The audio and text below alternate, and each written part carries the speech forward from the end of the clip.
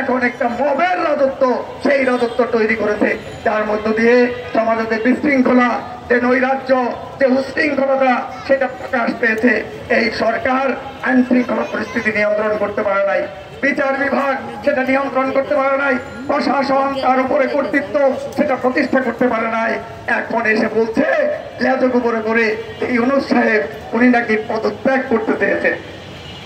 যেখানে রাজনৈতিক দলগুলো ফাঁসিবাদ বিরোধী সংগ্রামে যে সমস্ত রাজনৈতিক দলগুলো ছিল, শিক্ষকরা ছিল, সাংবাদিকরা ছিল, বিভিন্ন অংশীদাররা ছিল, তাদের সাথে আলাপ আলোচনা করে কোথায় কি করতে হবে, অগ্রসর হতে হবে, সেই দিকে অগ্রসর না হয়ে ইউনূস সাহেব রাজনৈতিক দলগুলোকে দূরে সরিয়ে রাখলো এবং এককভাবে তার সমর্থিত যে নতুন পার্টি, ছাত্রদের পার্টি এনসিপি, তাদেরকে পৃষ্ঠপোষকতা করে তারা এই নাবালক পার্টিকে সাবালক করে দায়িত্ব দিয়ে স্থাপন করার পরে তিনি নির্বাচন করবেন, এই ধরনের একটা মনোবাসনা, মনোবাঞ্ছনা তিনি মনে মনে পোষণ করতেছিলেন। কিন্তু বাংলাদেশের রাজনৈতিক দলগুলো, গণতান্ত্রিক রাজনৈতিক দল এবং গণতান্ত্রিক ব্যক্তি মানুষ, গণতন্ত্রপূর্ণ মানুষ, তারা ইউনূস সাহেবের এই ধরনের কালক্ষেপণ, এই ধরনের সময়ক্ষেপণ সেটা পছন্দ করছে না এবং বিভিন্ন জায়গায় নানা ধরনের যে সিদ্ধান্ত, দেশ বিরোধী যে সিদ্ধান্ত, সেই সিদ্ধান্ত নিয়েছে। আপনারা জানেন চট্টগ্রাম বন্দরের নিউ মুরিং কন্টেইনার টার্মিনাল আমাদের টাকায় ২৫০০ কোটি টাকা দিয়ে আমরা সেই টার্মিনাল নির্মাণ করেছি। সেখানে ১০টি ক্যান্টি ক্রেন থাকার কথা, সেখানে 12টি ক্যান্টি ক্রেন আছে।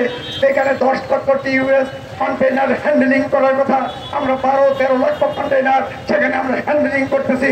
একটা লাভজনক প্রতিষ্ঠান, সেইটা বিদেশি কোম্পানির কাছে ইজারা দিতে চেয়েছিল। উনি ইতিহাস থেকে মনে হয় শিক্ষা নেয় না, কারণ উনি তো সুদের ব্যবসায়ী, উনি এনজিও, উনি ব্যবসা ভালো বোঝেন, কাজে রাজনীতি বোঝেন না।